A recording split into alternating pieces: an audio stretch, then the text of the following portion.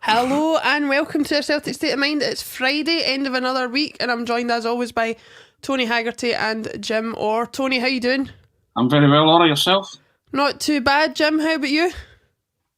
Good, Laura. Where to go? Good, good. We'll start off with as much of a positive as we can get this week. As everybody knows, I've taken to, since the end of the season, started doing a wee quiz on Twitter. So the night before every Friday show, I put a wee snapshot of a player's career without their name on it, and you've to guess who it is. So for everybody in the comments, thanks for all your replies. It was, of course, the unforgettable Bobby Murdoch. One of the Lisbon Lions. Some say the greatest Lisbon Lion. Jim, I'll come to you first. You'll undoubtedly have some memories of him as a player, and I'd love to hear what you think of him and what you think about the... Oh, there you go, another wee plug for Tony's book in there. I think you should ask Tony first. We'll go to Tony first. I was see, the problem was I was thinking about this, Jim. I was thinking, should I go to Jim first or Tony first? And I thought back to the Hillsborough episode, and I thought I don't want to leave you high and dry after Tony's unforgettable words. But I'll take your advice. Go and give a kick of your ball, mister, by Tony Haggerty, All Good Bookshops, $5.99. And there's a picture of the author on the back. Picture. Handsome man on the back, Tony Haggerty. What a handsome man. Tremendous wordsmith. He's a tremendous wordsmith. Tremendous. We'll go to that wordsmith first then, Tony. We'll come to you. And what are your thoughts on Bobby Murdoch? Jim and I know them, but tell the folks that are watching. Yeah, you know the story coming up, and I always it's difficult. Not so difficult to tell it, but it's... Anyway, I'll go and see how far I get. My father introduced me to football, took me to see my hero as a kid, which was Kenny Dalglish, and through my job I got to meet my hero, Kenny Dalglish, and I did stuff, and as Jim says, it's in the book. But and through the various people you meet at the job introduced you to, I was introduced to a comedian called Pat Rowlink, who was very friendly with the Lisbon Lions, and so one night he asked me to do a panel night, and you appear alongside Lisbon Lions. You know, there's 3 Lisbon Lions, Jinky, Bertie, Bobby Murdoch, and you at the end as a pantomime villain from the Daily Record. You know, and you say to yourself, there's 3 European Cup winners medal and a Scottish school select Scottish Cup winners badge between you. You know what I mean? The big trophies in football. But through that, I did quite a lot of them, and I got really friendly with Bobby Murdoch. And people tell me he was a world-class player. Jim will maybe tell you that. My dad told me he was a world-class player, but he was a world-class human being. And if you got to see Bobby Murdoch play, then I think you should count yourself fortunate and really lucky. But if you got to know him as a person, then I consider myself blessed at that. And I did. And it broke my heart when he passed away, because he was just a wonderful, wonderful man. And he always gave the credit to other players. You would say to him, "You were world-class." And he would say, I had Bertie, I had Jinky, I had Tommy Gemmell. My job was easy. That kind of thing. He was just so humble and down to earth. So one night we're in the Brazen Head, and it's Bobby Murdoch, Jimmy Johnson, Bertie Auld, and myself. We're doing a panel night. And as ever, I took my dad along. I said, "Dad, on you come, let's do this." And we're driving down, and my dad turns to me and says, "Do you know Bobby Murdoch's my all-time football hero, son?" And I was astounded. I was shocked. The words just pierced me. And I was like, "No." And I said, "Why did I know that?" And so we walk in, and the 3 of the Lisbon Lions are sitting there in an entourage. And I walk up, and I know them, and I say hello. And I say, "Can I introduce you to somebody?" I said, "This is my dad." So I said, "Dad, that's Bobby Murdoch, that's Jimmy Johnson, that's Bertie Auld." My dad says, "I know who they are, son." And so I kind of laugh, and I say, "Right, fair enough, of course you do." And Bobby Murdoch stands up and he says, "Danny," he says, "yeah." He says, "Do you fancy a pint?" And he goes like that, and he puts his arm around him, and the 2 of them walk to the bar. So I just sort of watched the 2 of them. And I've said that people often ask me what my best interview is, best interviewee, and I can't narrow it down to one, but I narrow it down to a moment. And it's that moment, seeing my dad walking to the bar with Bobby Murdoch, talking to his football hero. And it was just kind of my way, taking him along that night of just saying, "Thank you for everything, really. And so I disappeared. You can hear my voice. And I go to the toilet and I just sit in the cubicle and I'm in tears. So eventually I square myself up and I come out and at the table, and there's my dad sitting with the three of them, holding court and talking and just acting like it was the most natural thing in the world. And I just kind of stood there and I thought, it's life for Furman. It doesn't get any better than that. You'll never have an interview with somebody that tops that moment, because it's just, full circle. It could come round. And I wrote it as my last column in the record when I left. And I wrote it in the book as the last chapter that Jim held up. And it still gets to me every time I talk about it, which is probably why I wrote it down. Because if I speak about it, I get and it's just one of those things that I adored Bobby Murdoch, and I'd love to have seen him play. And Shankly said to Steen, didn't he, John, you're immortal, when they won a European Cup. But the same goes for every Lisbon Lion. Simpson, Craig, Gamble, Murdoch, Clapton, Neil Johnson, Chalmers, Wallace, Lennox. In the case of Bobby Murdoch especially, they never die in the hearts they leave behind. And I think that's apt, because I got to class him as a friend, and as I said at the start, I felt a bit blessed by that. And my father's not an emotional man, but when he read that chapter and he read the column, he was like me, he was kind of lost for words a wee bit, and he has it in a frame in the house, so I guess that kind of tells its own story. So that's my recollection of Bobby Murdoch, and there you go. It's you can hear it in me. Glad I managed to keep it together. Just over to King Jim. Excellent. Well, you've set yourself up now, Jim. Follow that.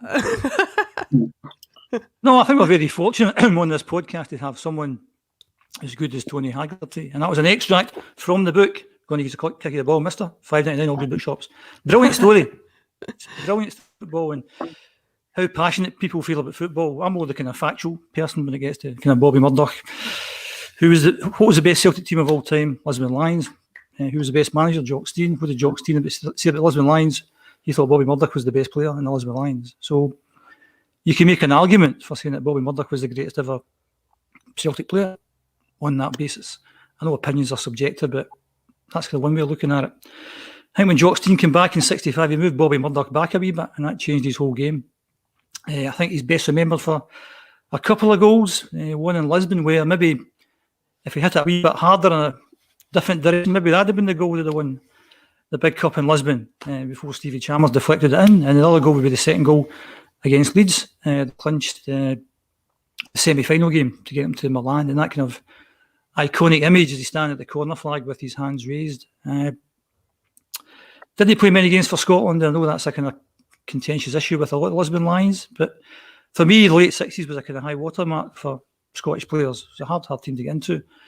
And I was fortunate enough to see him score what I think is one of the best goals at Hampden for Scotland or for anyone. And before we come on, I just checked YouTube, and it's on YouTube. So if you get a chance after the podcast, obviously, there's a wee 2-minute clip. Scotland plays West Germany in 1969, and Bobby scores the equaliser with just a couple of minutes to go. It's a brilliant goal. But Tony Haggerty said, "Oh, you can't really follow Tony Haggerty." That's why I thought, let him go first and I'll try and follow him, but you can't do that. So good start to the show. Actually, she just stopped the show now after Tony spoke, because you can't go any better than that. Stop there. But buy his book, it's brilliant. Bobby Murdoch, I think it's just over 20 years since he passed away.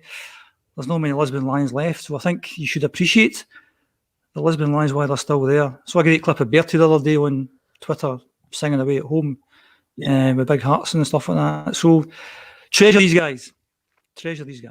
Yeah.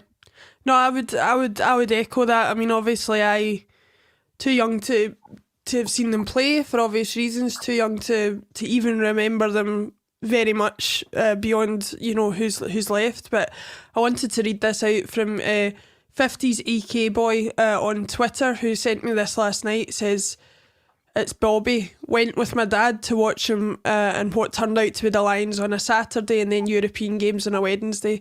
Almost 60 years have gone by. Wow." And I thought that just summed it up, because I thought, time marches on. We get new players in, players leave. But like we've said, you're immortal in the hearts of those you leave behind. And I can name that Lisbon Lion team as well as anybody that was there and watched it on that day. And I'm sure my family going forward will be able to. And Bobby Murdoch is a symbol of that. It always interests me about Bobby Murdoch that, you know, as a young child and stuff like that, you very much heard about Jinky, and you heard about McNeil, and you heard about, you know, Lennox and Chalmers and Gemmell for scoring the goal. You didn't really hear about Bobby Murdoch until you got a bit older and you started talking to people about the intricacies of football and what it actually was like to play the game. And it was only then that I just started to appreciate, you know, what a player he must have been. So, and Tony, you've said before, I think you said in the book as well, Graham Souness has a lot to praise him for. Yeah, I mean, Souness says that Bobby Murdoch taught him how to play football. And also on the Middlesbrough website, I'm sure the Middlesbrough website labelled Bobby Murdoch as world class, and I think he's the only player that they give that accolade to. I mean, a fantastic accolade, but Souness loved him, absolutely adored him, and he attributes Bobby Murdoch with teaching him how to play football properly. You know, so I think credit where it's due there. You know, because I think when he went to Middlesbrough, it hurt a lot of Celtic supporters, but he did really well, and he was a big hero down there. Jim might be able to tell me that a bit more, yeah.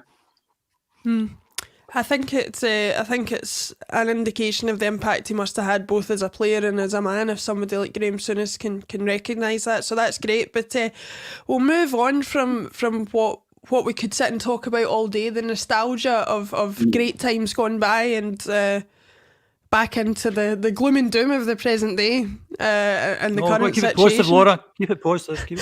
We'll try and keep it positive. So what I'll do first is we want to try and keep it positive. Now, there's been a lot of talk about Ange Postecoglou on the podcast this week.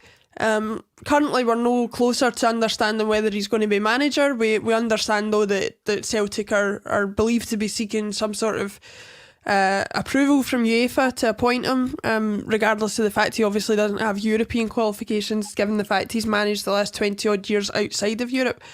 Jim, I'll come to you first about Postecoglou.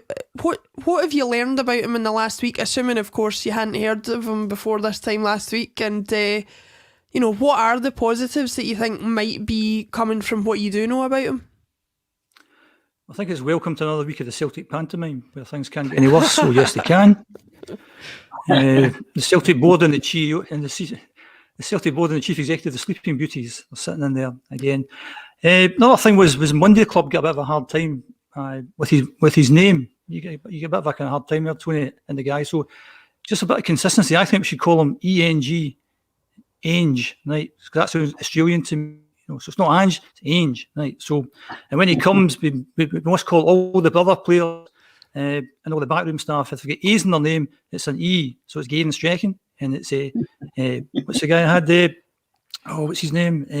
Elbina Yeti. You know, so we need to make sure we call him Ange from now on in. No harm to the guy. Like you guys, I've read all the stuff, watched all the videos. I haven't read the book yet, Laura. I believe you were halfway through the book and then chucked it, or is that the case? Well, I chucked it when I thought it was dead, but I've picked it up again, so right. We'll see how it goes. Get back on. So he seems like a decent guy. Sounds like a good guy. He's achieved a lot in the game.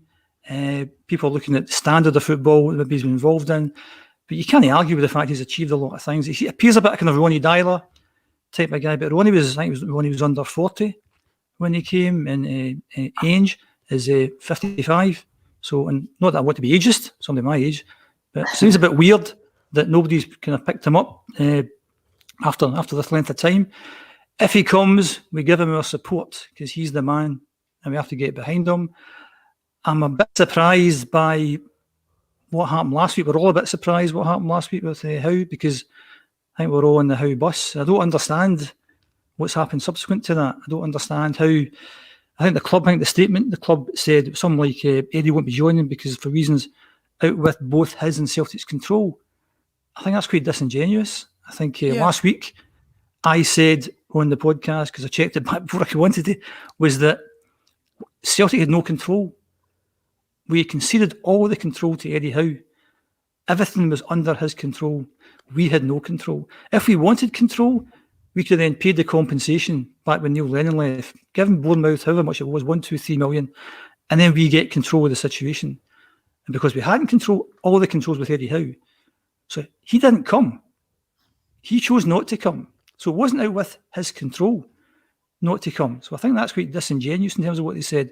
And also the fact, I kind of compared it, without going all Kevin Graham on you, I kind of compared it to when you're looking to buy a house and you get outbid and there's that initial disappointment, and then you start thinking of all the kind of negative things with the house and you think, well, it didn't have this and didn't have that. And you convince yourself, in actual fact, maybe you were best not to have bought that particular house.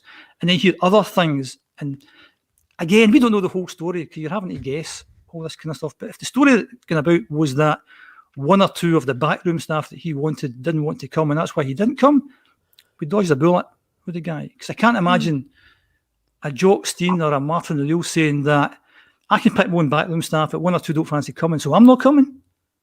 I can't see that at all. And I thought today I was going to get another Mr. Haggerty line along the lines of Celtic dugouts don't shrink to fit inferior managers. So I'll get that one in first if you say something like that. And then you go from somebody like that who I think you're giving the keys to the house. You're virtually saying to Eddie Howe, here's your new house, go in and fill the rooms with whoever you want. On you go, knock yourself out. And then the second choice, you're actually saying to him, here's the house and here's the room you're in. And here's John Kennedy's room, and here's Gavin Strecken's room.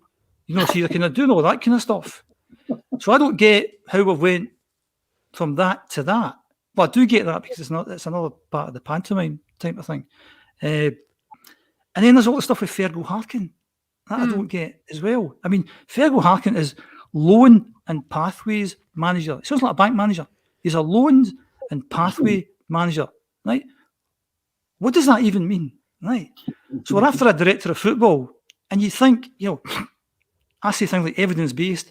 Why don't we go and get somebody who is a director of football? Because there's tons of these guys about. A lot of guys in the German Bundesliga.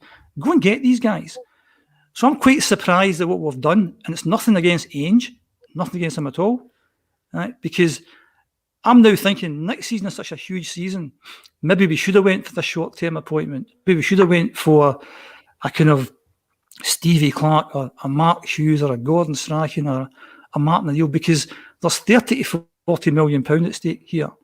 And if you think about the incompetence of the sleeping beauties on the Celtic board and Peter Law, not winning the league this year could cost us 30, 40 million. Not winning the league next year could cost us 30, 40 million. Look at the devalue of the players that we have. How much is that costing us?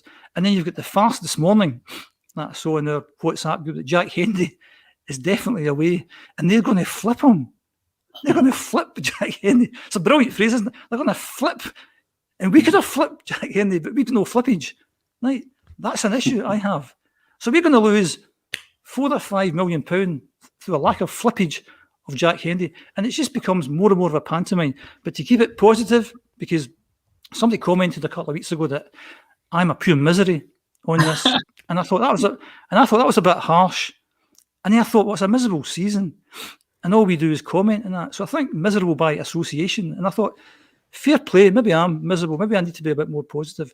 So Ange, he's the man. If he comes, we get behind him because there's no other alternative. And you can howl at this board as much as you want. They're not going to change. They're not going to change. And if Ange is a man, we all get behind him. Well, positive, yeah. Yeah, no, and that actually sort of leads on. I want to go back and talk about Jack Henry a bit more and that whole situation a bit later on. But Tony, to pick up on what Jim just closed out with, Jenny Murphy on YouTube has commented, Ange will be a disaster. And right next to that, Francie LW has commented on Facebook, I'm fully behind Ange or anyone who comes in. You can surely hold both of those opinions at the same time, can't you? You can think he'll be a disaster but still back him. Well, first and foremost, as I said to you at the top of the programme, I'm off the glue and the helium, as people would say, after Monday's show, so I've calmed down a fair bit. What I will say is, I did go in studs up on Ange Postecoglou, but I stand by my initial thoughts, right? And they are that I don't think that he should be anywhere near the Celtic job. And like Jim, I don't think it's time for a managerial experiment, especially when there's 35 to 40 million quid Champions League bounty at stake for the winners of the Premiership title this coming season. I want a safer, and at this moment in time, I want a safer pair of hands in the tiller. And if you're asking me what a safe pair of hands is, I agree with Jim. It's somebody like Stevie Clarke or Gordon Strachan. But in terms of Clarke, I think Clarke could steer you through the Champions League qualifiers. I really do.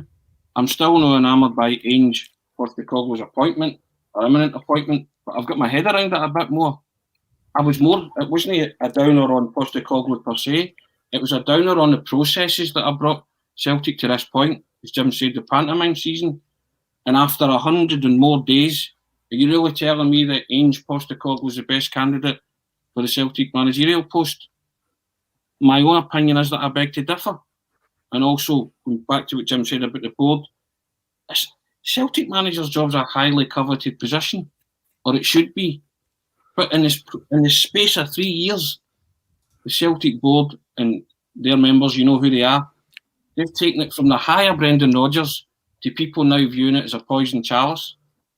And see the public humiliation and the rejection that they're getting with various candidates or dirty linen being washed in public as they're attempting to tie up any deals. It wouldn't surprise me if somebody like Clarke, if they did approach him, told them to do one.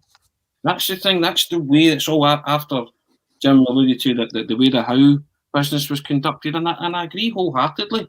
You know, my gut's telling me that Postecoglou's appointment is going to be a massive risk and a calculated gamble. That I just think Celtic at this moment in time and in the rebuilding process can afford to take. But if he comes in, as Jim said, you have to get behind him. Mm-hmm. And I'll do that because I'm a Celtic supporter. But I don't have to agree with the managerial choice, do I? No. You're talking to a guy who worked with Jim Traynor for the best part of 14 years, the daily record. I'll just leave that one there. Love you, Jim. I really do, if you're watching. Love to the family. But I just want what's best for the club, right, at all times. And I've just got doubts and serious reservations about Postecoglou. But the one thing he could do, right, if he comes in, is appoint his own management team, right? See if he does that, I'll give him kudos right away and I'll say, okay, great, that's a great start. Because I, for the life of me, can't understand why John Kennedy and Gavin Strachan, who were part of the problem last season, how can they be part of the solution moving forward if what you're led to believe is true and this guy comes in? I can't get my head around that. And as I say, I don't have a downer on Postecoglou per se because we've all read up on him now since last Friday and he has achieved, and that's fine. But is he the best that Celtic could possibly get? I don't think so. No, and I think that's all fair. I think there's a lot of emotion dictated by how we feel about Celtic and how we feel about who they appoint, and anybody who sits and suggests that Ange Postecoglou would have been a choice for them before last Friday is not being entirely truthful, because I think most of us hadn't heard of him. But I do like to give him consideration to try and investigate what might be good about him, what might be bad about him, and like we've all said, you know, if he does end up becoming manager, you give him your full backing regardless. But see, on Jim, that point, Laura. Yes, yeah, on you go. On that point, sorry, but on that point, I agree with Tony. I mean, you have to split this into two. You have to think, number one, how do we get to this point? And where do we go from here? So I was trying to be positive. Where we go from here, he's the man, we get behind him. But the pantomime that led us to here, right, this is the bit we don't understand, because there is no transparency. And I appreciate that they can't tell us everything that's happening here. But Neil Lennon went wherever he went 100 days ago. So you're thinking as people who are outside the bubble, outside the football, how does it work? What happens next? And I've got this vision of Peter Lawwell sitting down and he's got a bit of paper and he's writing down names of managers. Right? And at the top of that list is something that Tony would always say, go for the best possible. So Jurgen Klopp's at the top and Pep's up there as well. And you come down that list of people who you maybe get, who might think about the job, who are out of work, Mourinho or Benitez, who will never get, but they're on the list somewhere. Then you get to Eddie Howe and you get Davy Moyes. And then you get a second bit of paper and a third bit of paper and a fourth bit of paper. Where's Ange on those 4 bits of paper? I don't think it appears on those 4 bits of paper. And that's the issue I have, and that's the issue Tony have, and you have, and everyone has. How do you get to this point Don't understand that at all. And your first two choices are so dramatically different in terms of structure, in terms of vision, in terms of strategy. The first guy gets the keys to the house. The second guy gets the keys to a flat within the house. That's the bit I really, really don't get. And it's just, symptomatic, of the shambles that we have had. But I think once the big man's appointed, we just have to move on. And that was my frustrations on Monday that boiled over. Basically, that's exactly what you've just encapsulated. That's the way I was feeling, and I stand by everything that I said on Monday. I still do, but I just said there, I did couch it by saying, if he is the man, then you have to get behind him because it's what you do as a supporter. But it doesn't mean you have to like everything that the club do, And as you say, I'm utterly bewildered how it's got to this point. I'm just totally and utterly bewildered, and they will never tell you how it's got to this point. But there has to be some kind of transparency or communication moving forward. They were quick to communicate yesterday that they had an away strip for sale, didn't they? A very nice one. As you said, Tony. As you said, Tony, before, it's a high-risk appointment. And we shouldn't be in a position where we're having to make high-risk appointments. Because Neil Lennon was a high-risk appointment, which worked out well for the first season and then fell flat in the second season. And I think, who knows what's going to happen in the future. But if the big man does fail, then I think I'd be sympathetic to, because I'm sure he'll come in and he'll do the best he possibly can. And if the best he possibly can isn't quite good enough, I don't think he'll get the blame. I think Peter Law and Dermot Desmond will get the blame. Unless he makes a complete mess of things, unless he comes in and does a lot of silly things, I think he's got, I don't think we'll be as harsh on him because it's a bit of a poison chalice. In terms of expectations next year, I don't expect Champions League football. So I'm not going to blame Ange who don't get into the Champions League. The league's a bit different. I think there is time to get a kind of half-decent team together, and we've only one main rival. And maybe if that first game at Ibrox is a bit later in the season, maybe the 7th, 8th game, that gives us enough chance, I think, to get together. But it'd just be like the computer and the Scottish League to give us Ibrox in the second game of the season. So I think the league's different. But I think if Ange got us into the Champions League, that'd be astonishing. That would be absolutely astonishing if he did that. I want to put it in record that I don't want this guy to fail. I just don't particularly want him to be the manager of Celtic Football Club, but if he comes in, I don't wish him out. I want him to be a roaring, free-scoring, never boring success. You know what I mean? So that's the bottom line. But somehow in the vortex of after Monday, people thought I had a total downer on him. Part of our podcast is listening to what people say, and over the course of Monday, I did say if he comes in, I would back him. So, and it looks like he's coming in. Fine. Do I like it? No. High risk? Yeah. Fine. My gut's telling me that it might be wrong. But we won't know any of these things till he lines up on the first day of the season, or if he's allowed to, and his team start playing. So I'll actually judge any ability that he has once his Celtic team start playing and the ball rolling and he's in charge of the team. So that's when I'll make more sounder judgments. Yeah, no, I think that's fair enough. Jim, I'll come to you on this first. Let's go a few steps ahead and assume that he does come in, that he does become Celtic manager within the next few weeks.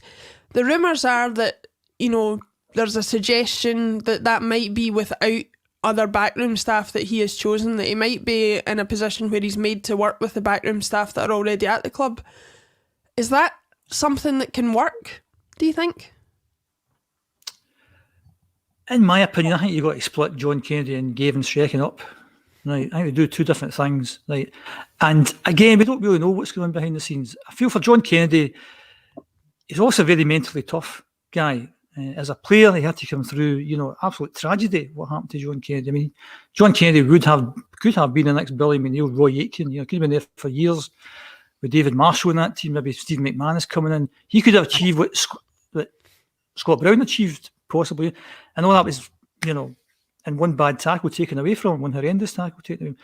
So I think this club have stuck by John Kennedy, and I think he's been under the radar a wee bit because things were going well. And as we know over the last year, things have been exposed, things are not going well. So I think fans start to ask questions, what is he doing and what's he doing? It's a kind of Peter Law syndrome. You know, that everything was okay, just leave Peter alone. Things are going badly. What are you actually doing here? So from a John Kennedy point of view, he was given his chance at the end of the season. People spoke highly about him. Rogers spoke highly about him. The players seemed to like him, etc. And he kind of failed the audition. For me, I think his first few games, I thought they get incrementally a bit better. Didn't lose as many goals, made a hatful of chances. Maybe couldn't score them, but they seemed to get a bit better. And then the 3 big games was when he get judged. If he'd have won the 3 big Glasgow derbies, people would look at him differently, I think. But he failed those 3 auditions. First Glasgow derby, the last half hour, the game was there to be won against a team who were dead on their feet. Didn't bother going for it. Another 2 games, ho-hum. And then his last few games in charge was totally uninspiring. So I think he has to leave Celtic to become a better manager. And then maybe when he shows what he can do, then maybe someday in the future comes back. Gavin Strachan, I think, is different. He's one of the few guys to get a pass in that internal review. I don't know what he does, but whatever he does, he get a pass. And because I think maybe he came from a small club like Peterborough, people may have thought, well, he's not from Chelsea or Man United. Peterborough, a small beer. But apparently it was him that recommended Ivan Toney. So obviously he knows a player. But if his job is to provide what I would maybe call real-time, in-game analysis, that's why his laptop's there.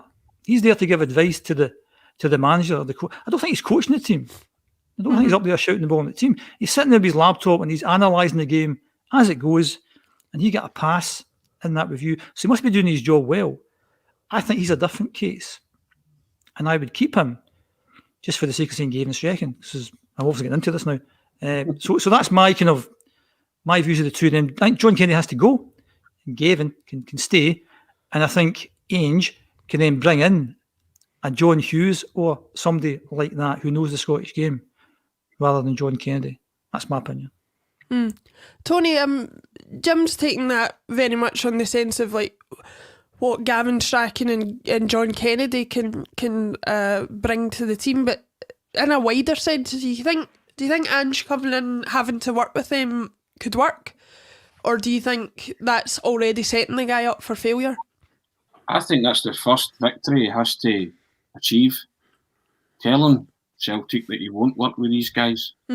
As I alluded to earlier, their part of the last season's miserable failure.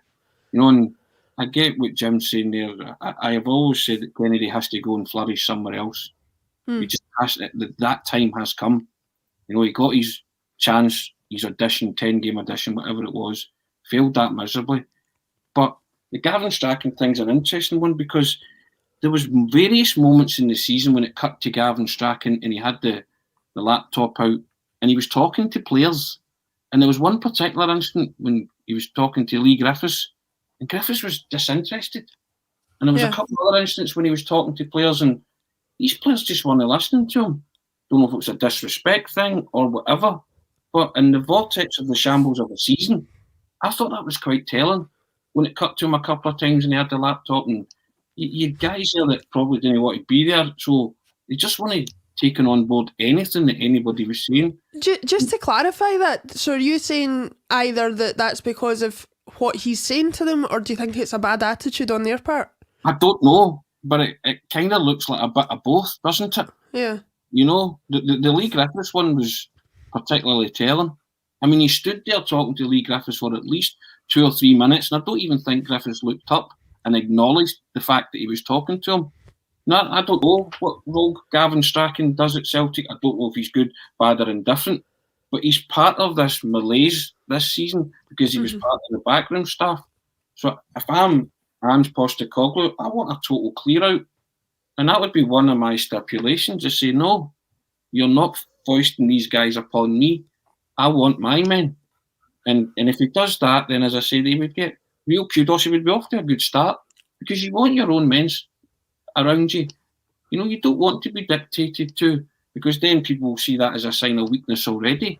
I think it has to demand that.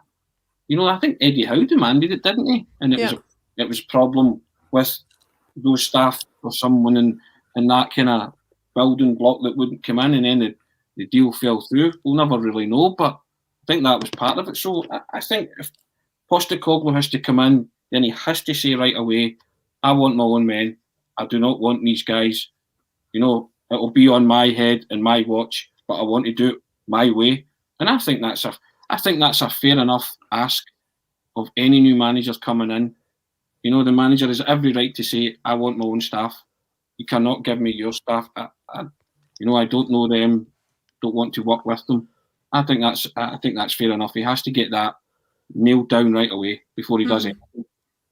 I totally agree. I think it needs to be a fresh cut. I said that from a while back. I got a hard time when I said that about Scott Brown and about other people, that I think it needed to be a totally fresh start next season, and I think that would benefit us. But Jim, just to pick up on some of what Tony said there about, you know, I was looking, I spoke to you last night about, you know, obviously the whole John Kennedy thing, and I was trying to look for, because I'd heard people mentioning the phrase, you know, job for life, and obviously the fact that such a horrendous thing happening to him at such a young age made Celtic feel in some way responsible for keeping him employed going forward. But I couldn't actually see anything that directly said that. But one thing I did find was an interesting article that said if he has another appointment beyond this current interim manager post, that would be his 8th appointment during his non-playing career. So he was a scout in 2010, an under-19 coach 2011-12, a development coach from 2011 to 14, first team coach first under Ronnie Dyla in 2014, and then under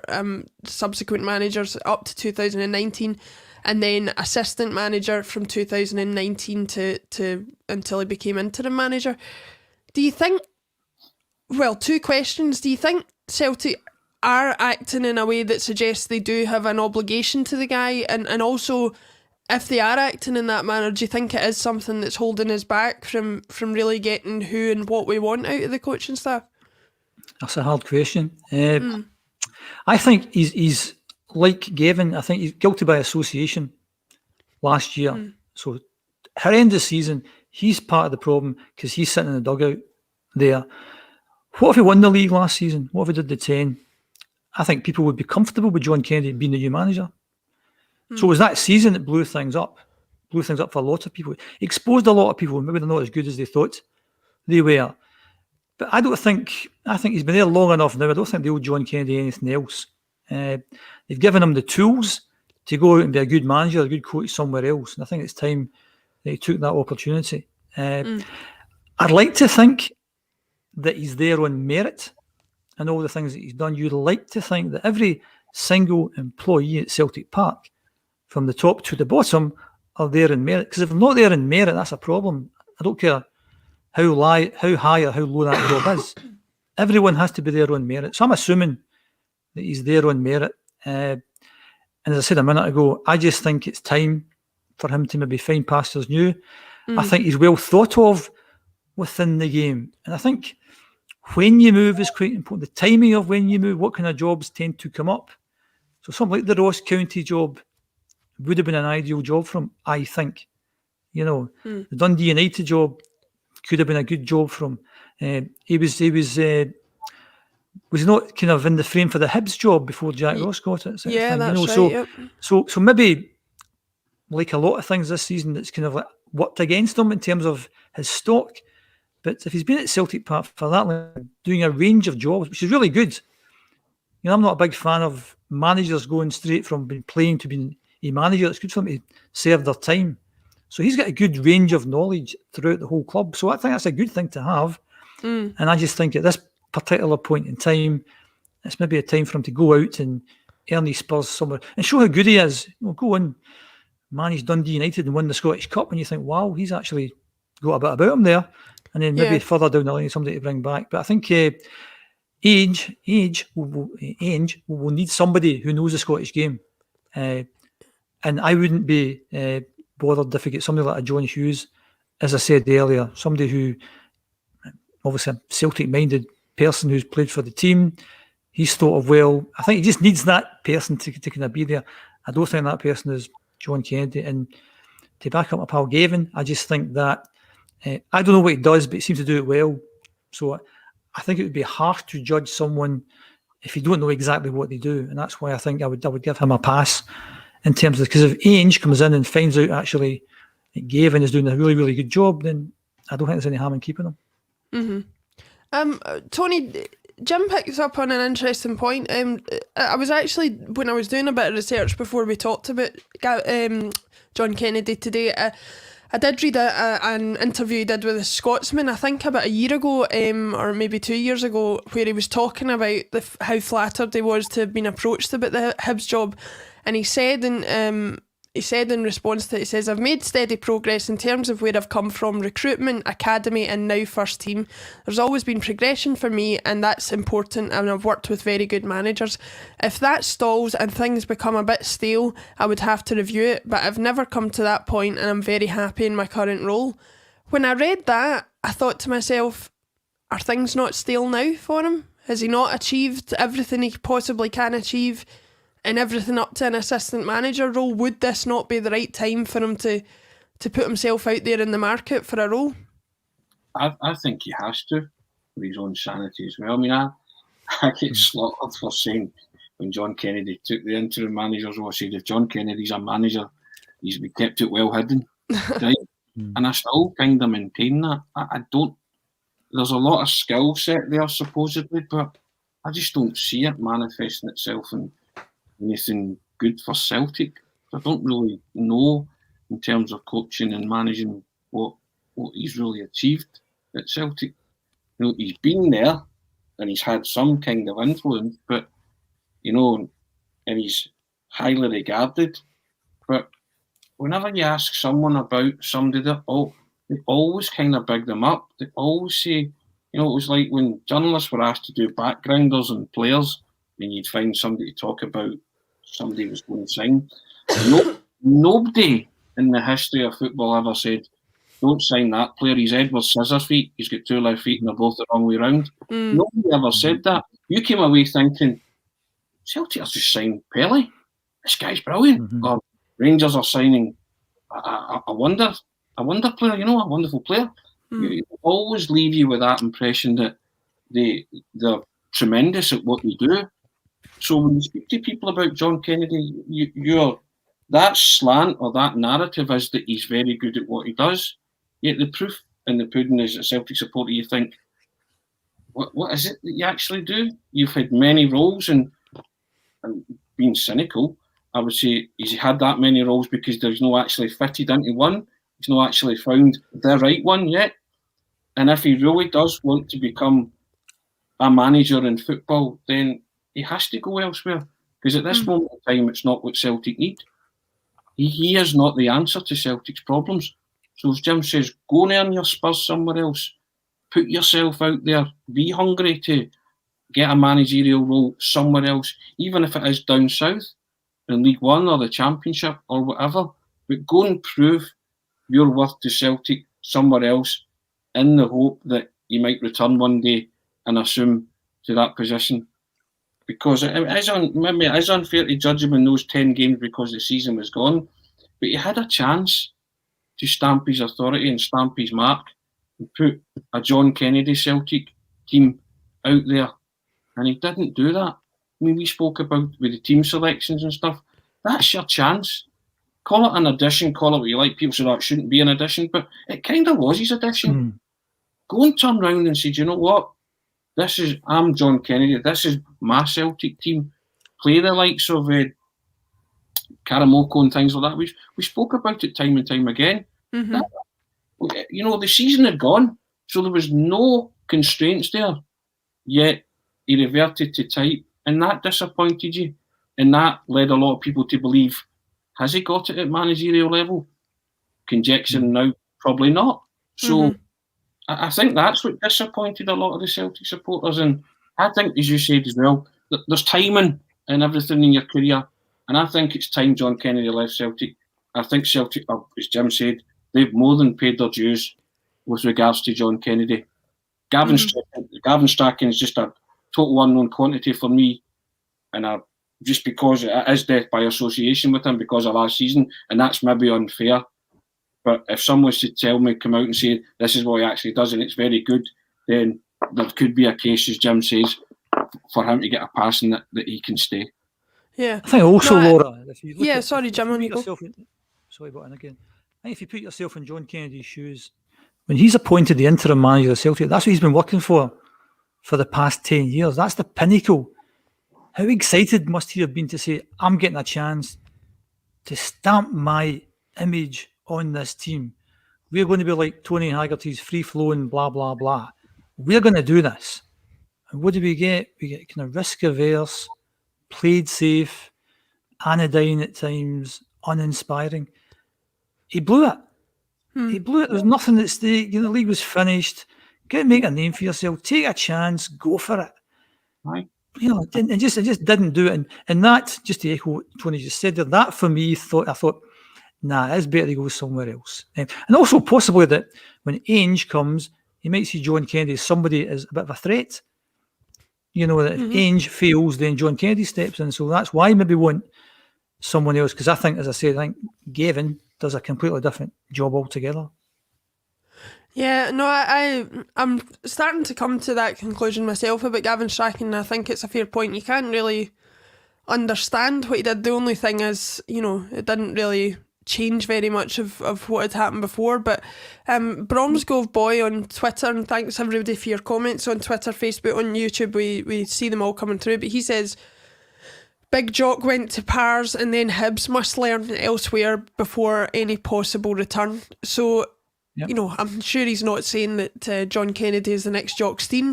Nobody would, but the point is there, and Scott Brown's taking that on board. He's leaving the Celtic bubble to go and experience something else somewhere else, and hopefully, advance in his career before any potential return that I'm sure will happen at some point in the future. So I think it's a fair point to make, and I think if John Kennedy was, had the ambition to become his own man, I think, as he said in that article I was talking about, then now would be the right time to do that. But we'll wait and see what happens. The last topic I did want to come on to was one that we talked about earlier on.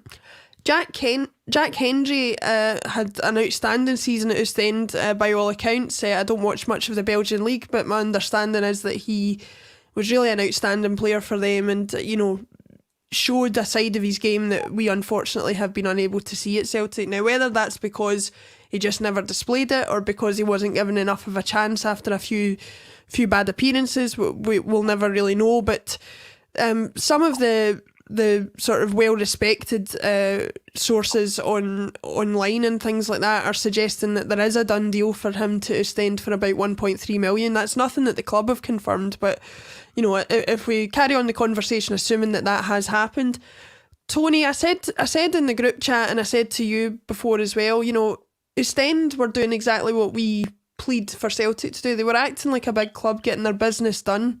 And as Jim alluded to earlier, potentially because they think they can get him on the cheap now, and pending a couple of good performances at the Euro, potentially sell him on for an inflated price. Surely somebody with the business mind of Peter Lawwell or somebody at Celtic would have seen that as an opportunity to do the exact same thing, even if you discount the fact that based on his performances last season, maybe he still had a role at Celtic to play. It's utterly staggering that Celtic will allow that to happen. But again, Jim said it, pantomime season, it doesn't surprise you, does it? Absolutely doesn't surprise you. And what I will say about Jack Hendry is, hasn't set the hell of a light since he came to Celtic, but Brendan Rodgers saw something in him that he thought was worthwhile.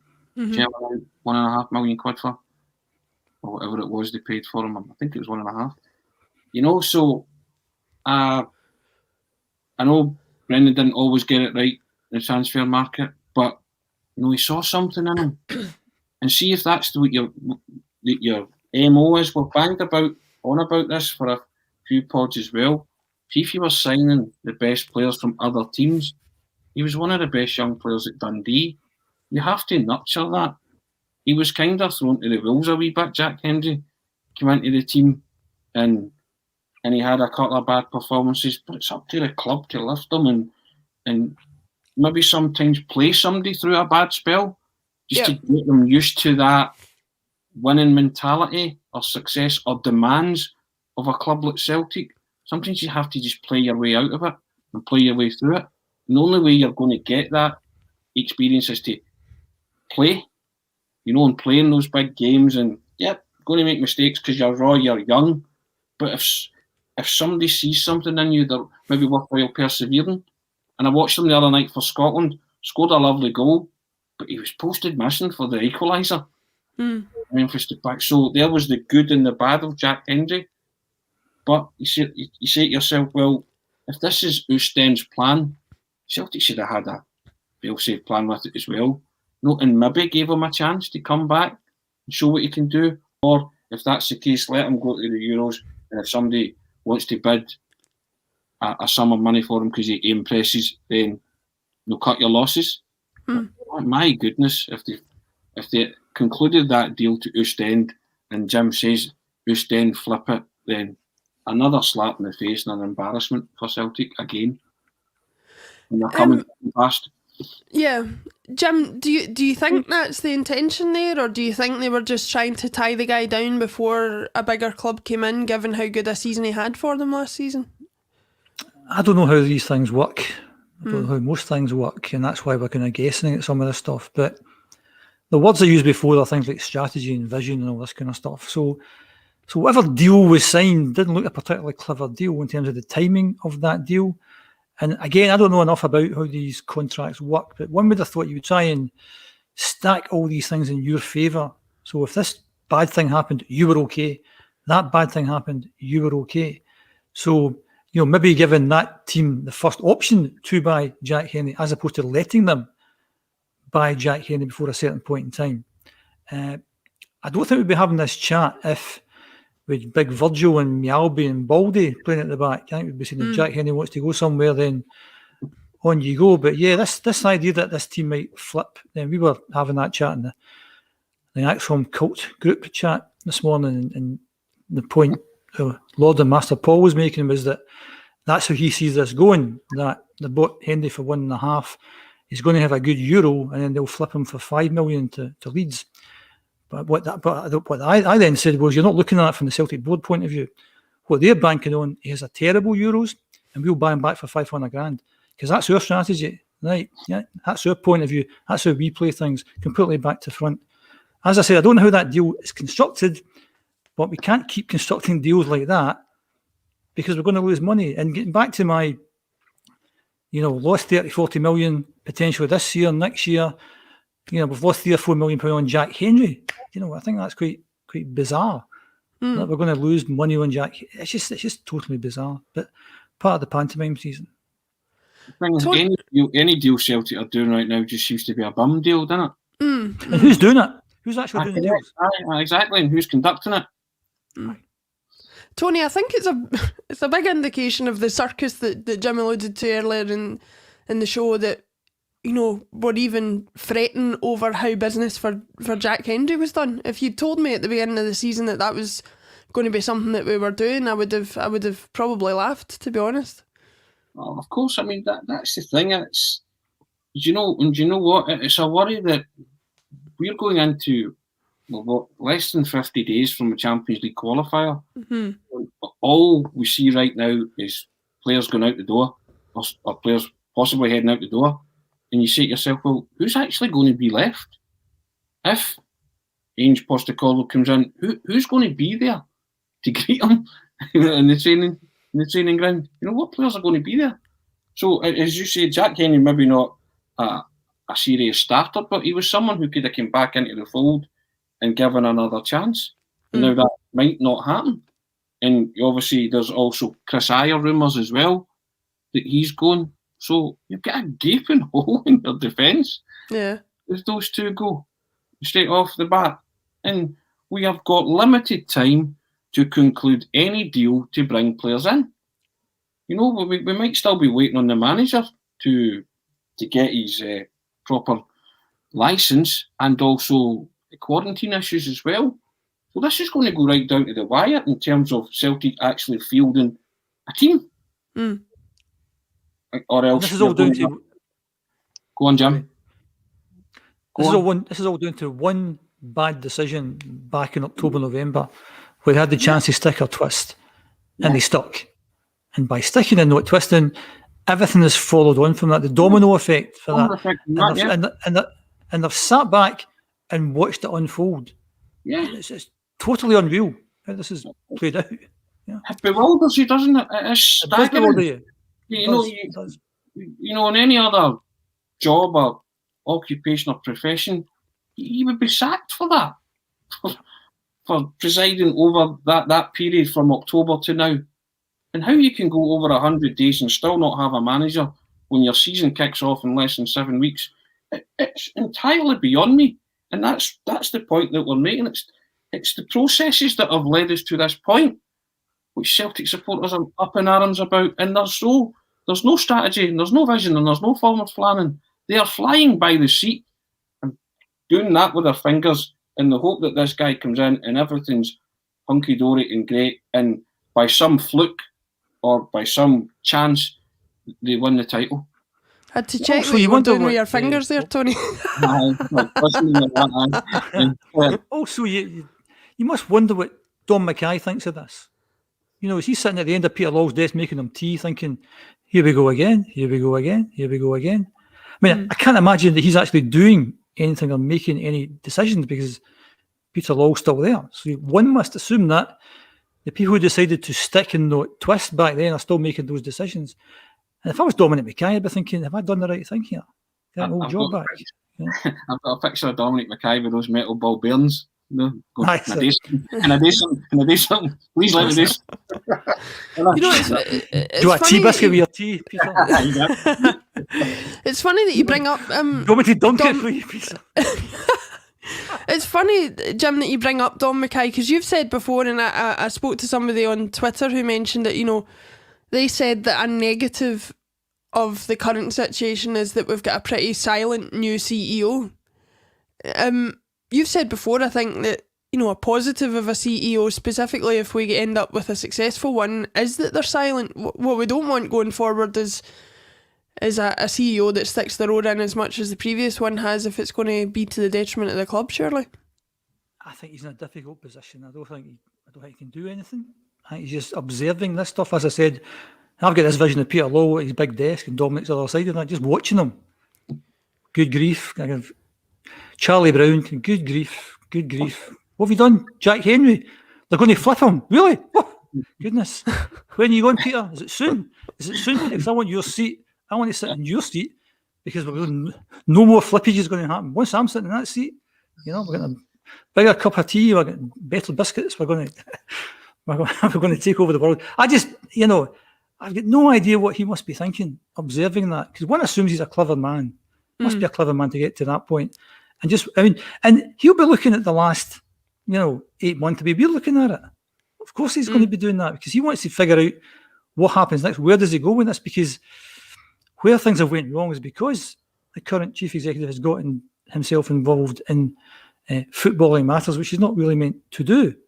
And one hopes that Don Mackay comes along, and if it's Ange, says to Ange, here's your transfer budget for this year. You get, £10 million, and if you bring any money in, that gets added to the pot, and I'm willing to up the wages bill by $5 million a year, and if you get rid of somebody, you can add that to the pot. And then it's up to you, Ange, to go away and do that, and I'll not be involved again. It's up to you, pal. On you go. But as I alluded to in some of the previous podcasts, that having read Jock Brown's book, and you realise how complex doing all these things are, so who helps Ange to actually do all this kind of stuff? It shouldn't be Don Mackay. One assumes we've got some sort of legal person in there, contractsy person in there, but who knows? Because all these people have left. And there's a big Ange fella meant to be doing all the contracts himself. Yeah. He's sitting there with screens of just tons of people, going through all this legalese and his Australian accent. Good day, what's that? It's a guessing game at this point, that's for sure. Tony, we'll try and end things on a positive. What are your thoughts on the new strip? The new strip? It's all right, isn't it? It's pretty smart. I've got to say, I've not owned a Celtic top for a long, long time. In fact, I only owned one when that was given to me as a gift by the boys at the Record. They got Scott Brown and Neil Lennon to sign it, and that was my parting gift. Excellent. And as I left, I did say to them, for the avoiders of doubt, I did tell them all, finally, I was a Celtic supporter, you know what I mean? Outed. just in case, in a kind of Scooby-Doo style, but you know, I've never been I always I laugh, you know, because I have this theory that football strips should be sold to people 18 years and under. You know, but that's just me. You know, I just sort of I see this guy goes, "You're a grown man or a grown woman. You know, you shouldn't be wearing something like that." But that's just me. And if I hadn't been given that as a gift, I don't own any Celtic strips. But I think it's quite smart. It's it's. But the problem is the whole maybe the cynical marketing ploy to get you on side again. No, buy this lovely strip. It's marvellous, you know. And with your voucher, which doesn't even cover the cost of the strip, you know. Well, yeah. I all kind of. I'm very anti-merchandise at the minute, and that kind of cynical way to get you part with your cash. But in terms of the strip, it's nice. It's actually the kind of same shade of green as this shirt that I've got on. So, but Very nice. It looks smart. I'll give it that. But with hopefully it can bring us some good luck. Well, anyway. I heard somebody mention that they thought it looked rather Australian in colour, but we'll not go into that. Thanks everybody for watching today. It's been a good show again. We've had plenty to discuss. Unfortunately, not the announcements that we would have hoped for. You never know. For the millionth time, I'll say maybe this time next week. But thanks again for everybody watching on Facebook, YouTube, and Twitter. Really appreciate your comments, and we will see you again soon.